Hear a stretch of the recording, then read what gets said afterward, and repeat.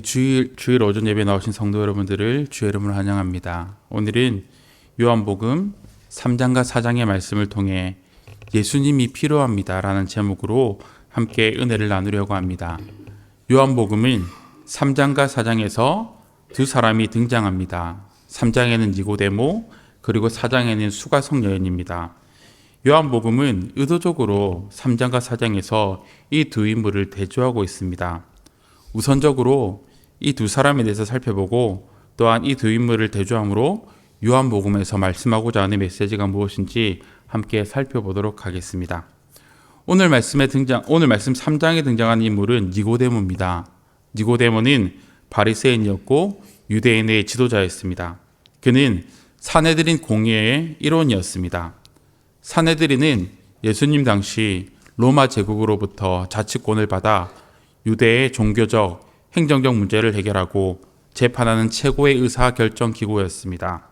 산헤드린 공회에는 유대인들을 대표하는 71명으로 구성되어 있습니다.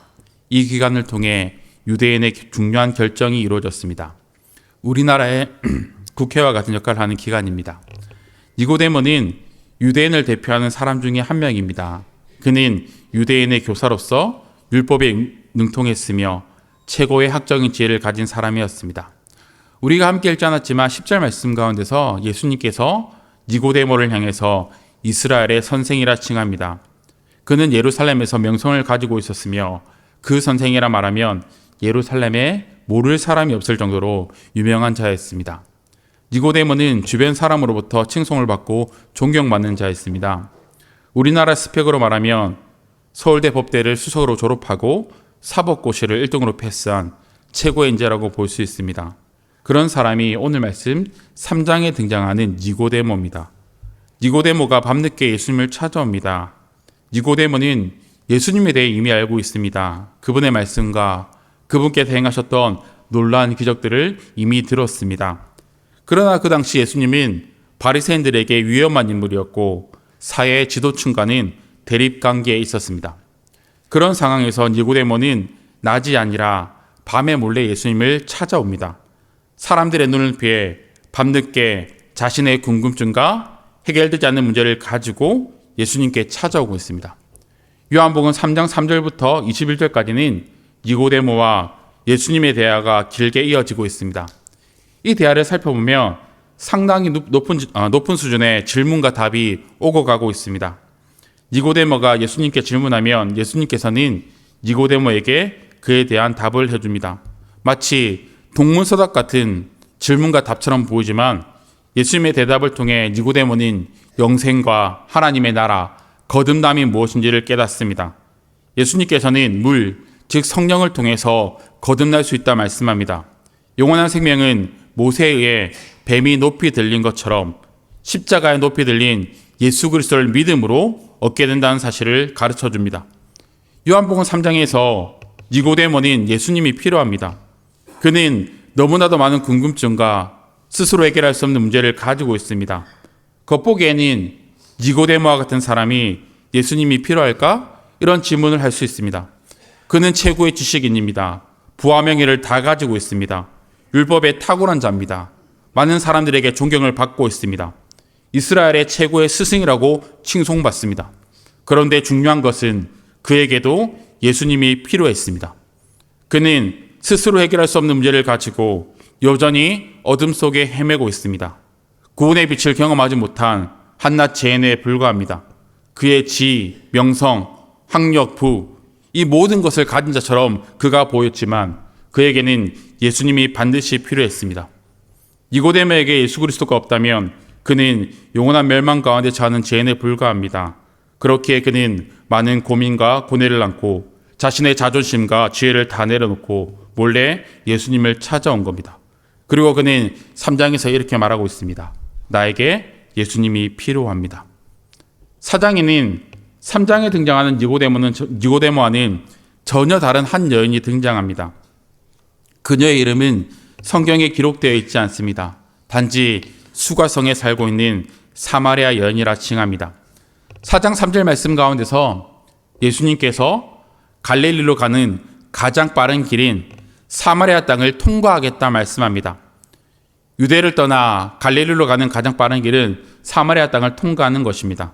하지만 유대인들은 사마리아 땅에 들어가는 것을 꺼려했습니다. 여행자들은 사마리아를 통과하지 않고 여리고를 지나는 비교적 먼 거리를 선택했습니다. 이유는 유대인과 사마리아인이 원수지간이었기 때문입니다.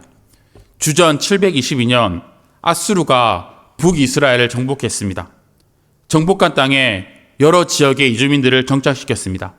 그 땅에서 유대인과 이방인과의 결혼을 통해 혼혈민족을 만들었습니다. 그들이 바로 사마리아인입니다. 남유다도 주전 586년 바벨론에 멸망당합니다. 하지만 하나님의 약속의 말씀대로 70년이 지난 후 포로 생활이 끝나고 다시 예루살렘으로 돌아오게 됩니다. 돌아온 백성들은 예루살렘에 새로운 성전을 짓기 위해 결정하고 실행에 옮깁니다. 여기서 유대인들과 사마리아인들과의 갈등이 시작되어집니다. 사마리아 사람들은 유대인들이 성전 짓는 것을 방해합니다. 그들은 이미 그 땅에 자리를 잡고 있습니다. 이제 그곳에 유대인들이 새로 들어왔습니다. 사마리아 사람들은 자신이 살고 있는 그 땅에 유대인들이 들어와 세력을 확장하는 것을 원하지 않았습니다.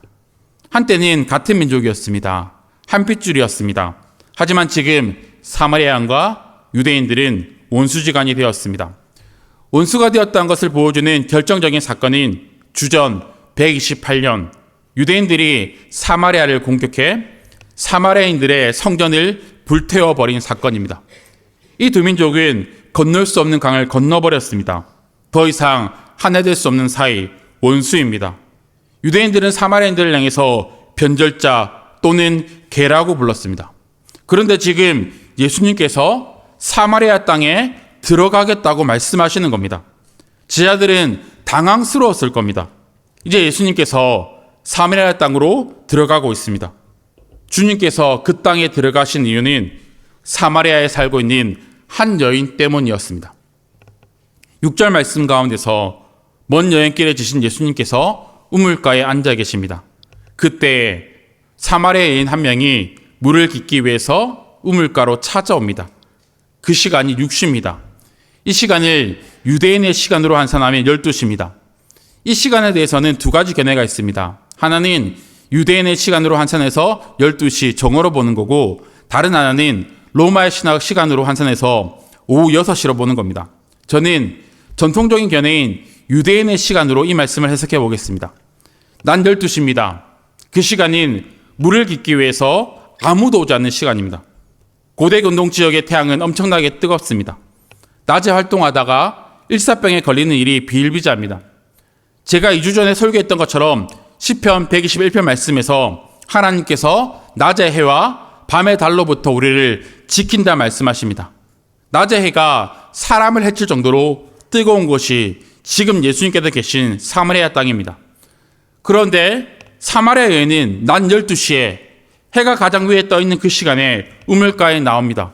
오늘 말씀을 살펴보면 지금 우물가에는 아무도 없습니다. 예수님과 사마리아 여인 두 명뿐입니다. 이 여인이 아무도 우물가에 오지 않는 시간에 물을 떠러 그 우물가에 와 있던 이유는 그녀가 사마리아 땅 가운데서 왕따였기 때문입니다. 예수님 당시 여인들은 출입이 자유롭지 못했습니다.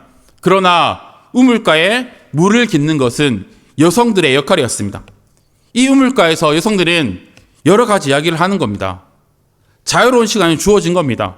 정보도 공유하고 이런저런 이야기도 하고 하루 동안 있었던 고됨이나 스트레스를 이곳에서 다 해소하는 겁니다. 그런데 이 여인은 아무도 오지 않는 그 시간에 물을 깃고 있습니다. 그 이유는 4장 18절 말씀 가운데 등장하는 것처럼 그 전에 먼저 우리가 요한복음 4장 16절부터 18절을 한번 읽어보도록 하겠습니다. 시작하면 있습니다. 시작.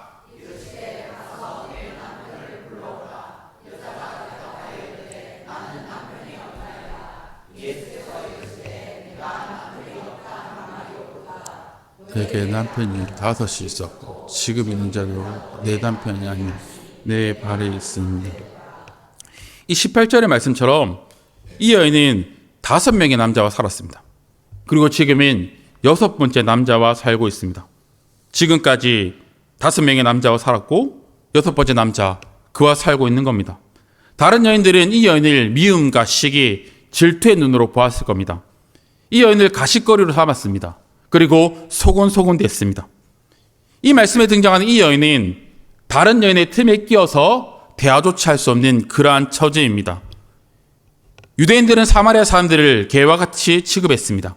이 여인은 사마리아 출신입니다. 그뿐 아니라 여인들 중에 천대받고 무시당하며 버림받는 여자가 바로 이 여인입니다. 가장 밑바닥의 삶을 살고 있는 겁니다. 아무에게도 체험받지 못하고 너무 가련하고 목마른 여인일 뿐입니다. 이 여인이 6번째 남자와 살고 있다고 해서 그녀가 크게 무언가를 잘못했다고 볼 수는 없습니다. 왜냐하면 그 당시 이혼을 신청할 수 있는 사람은 오직 남자뿐이었습니다.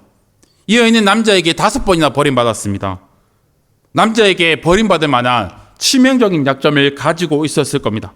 그러나 여인이 혼자 살 수 없는, 여인 스스로 아무 일도 할 수 없는 그 시절에 사마리아 여인은 살기 위해서 또 다른 남자와 살고 있을 뿐입니다. 유대의 법에 의하면 3번 이혼할 수 있습니다. 이 남자는 6번째 남자와 살고 있습니다. 아마도 지금 함께 살고 있는 이 남자와 혼인관계가 아닐 수도 있습니다. 그렇기 때문에 또 언제 버림받을지 알 수 없는 상황입니다. 오늘 말씀에서 예수님께서 충격적인 행동을 합니다. 첫째는 사마리아 성에 들어온 겁니다. 그리고 예수님께서 그 여자와 대화를 시작한다는 겁니다. 우리가 보기에는 예수님과 여인의 대화가 이상해 보이지 않습니다. 하지만 그 당시 유대인과 사마리아인은 원수입니다. 그뿐 아니라 유대인 남자가 낯선 여자에게 말을 거는 것 그 자체가 수치스러운 일이었습니다. 그 시대는 유대인과 사마리아인들이 대하는 것을 터부하는 사이였습니다. 지금 예수님께서 인종과 문화와 성별과 도덕 등 주님과 이 여인이 함께 할 수 없는 수많은 장벽들을 깨트리고 들어오시는 겁니다. 예수님은 인간이 만드신 모든 선을 넘으시는 겁니다. 예수님께서 이 선을 넘어 그녀에게 오신 이유는 영원히 목마르지 않는 생명수 대신 예수님을 그 여인에게 주기 위해서입니다. 요한복음 4장 13절부터 15절의 말씀을 함께 읽도록 하겠습니다. 시작.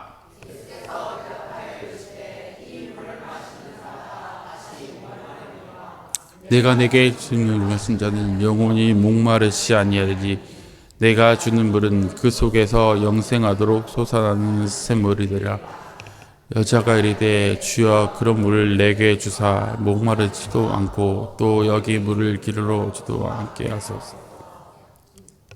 10절부터 15절까지는 이 생수에 관한 말씀입니다. 그리고 15절에서 이 여인은 지금 나에게 영원히 목마르지 않는 생수를 달라고 요청합니다. 그러자 예수님께서 16절 말씀 가운데서 갑자기 이 여인에게 요청합니다. 남편을 데려오라.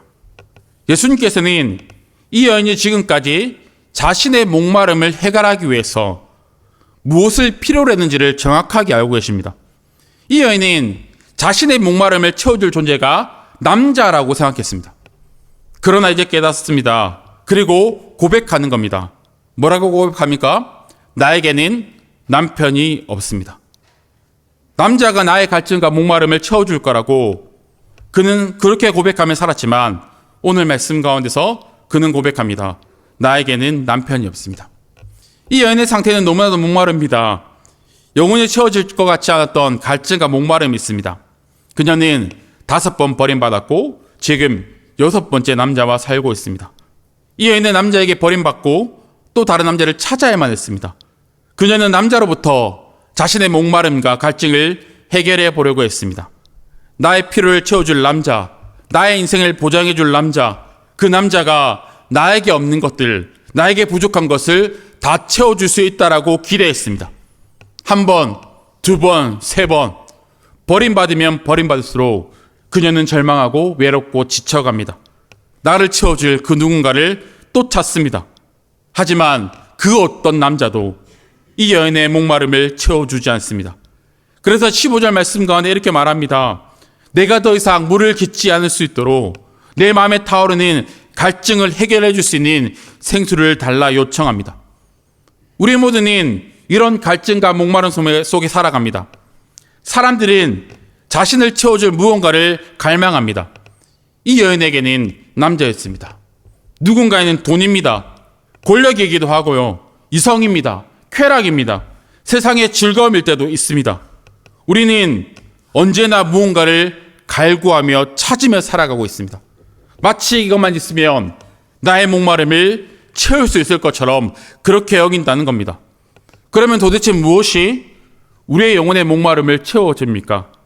오늘 말씀에서 여인은 그렇게 말합니다. 내가 이 목마름을 채우기 위해서 수많은 것을 찾아봤다. 특별히 나는 남편을 찾았었다. 그러나 나는 이제 고백한다. 나에게는 남편이 없습니다. 지금 내가 너무 목마른 겁니다. 그녀는 절규 가운데서 고통 가운데서 외치고 있는 겁니다. 우리도 언젠가 이 여인처럼 깨닫게 됩니다. 내가 삼겼던 이 세상의 어떤 것도 내 마음의 갈증을 채울 수 없다는 것을 알게 되어집니다. 세상의 것으로 나를 채워봤습니다. 권력으로, 물질로, 이성으로, 또한 명품을 사기도 했고 수많은 음악을 듣기도 했고 수많은 스펙으로 우리의 삶을 채우기도 했습니다. 이런 것을 누리면 나는 행복할 거다. 나는 목마르지 않을 거다 생각했습니다. 하지만 이것을 내가 옮겨줬습니다. 그러나 내 마음속에 있는 공허함은 전혀 사라지지 않습니다. 이것을 잡았는데 또다시 목마른 겁니다. 영원히 해결되지 않는 갈증 가운데서 인생은 공허해지고 허무해집니다. 예수님께서 오늘 말씀 가운데 목마른 인생 가운데 친히 찾아오시는 겁니다. 영원한 생수를 찾아 헤매는 인생에게 허무하고 공허한 인생 가운데서 주께서 나를 찾아오시는 겁니다. 우리를 막고 있는 수많은 장벽을 깨트리고 또 깨트리고 그로 인해 당해야 될 수치와 멸시를 아시면서 우리를 찾아오시는 겁니다. 예수님에게는 이 장벽이 눈앞에 있는 이 수많은 벽들이 문제가 아니었습니다. 그로 인해 경험하게 될 수치도 고난도 십자가도 어려움도 문제가 아니었습니다. 주님께서는 목말라 죽어가는 아무도 신경 쓰지 않는 이 한 영혼이 누구보다도 소중했기 때문입니다. 요한복음 19장 18절 말씀 가운데서 예수님께서 십자가에 달려 돌아가시면서 이렇게 말씀하십니다. 내가 목마르다. 주님께서 우리에게 영원한 생수를 주기 위해 하늘의 영광을 버리고 목마른 인간의 모습으로 오셨습니다. 장렬한 태양 가운데 십자가를 지고 목마름 가운데 죽어가셨습니다. 그분의 목마름이 우리에게는 영원한 생수가 되었습니다. 그분의 수치와 멸시가 나에게는 영원한 생명이 되었습니다. 우리는 지금 목마르지 않습니까? 세상이 주는 물을 마시고 또 마셨는데 여전히 타는 목마름 가운데 살고 있지 않습니까? 그것은 결코 우리의 목마름을 해결해 주지 못합니다. 오히려 더 목마르게 만들고 더 강한 자극을 요구할 뿐입니다. 이사야서 55장 1절 말씀을 함께 읽겠습니다. 시작하면 읽습니다. 시작.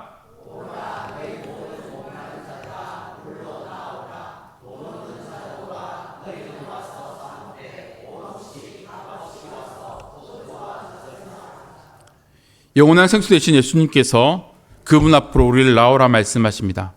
주님만이 우리의 영원한 만족입니다. 영원히 목마르지 않는 생명수입니다. 오늘 말씀을 살펴보면 아무도 주목하지 않던 한 여인, 그 여인에게 예수님이 찾아오십니다.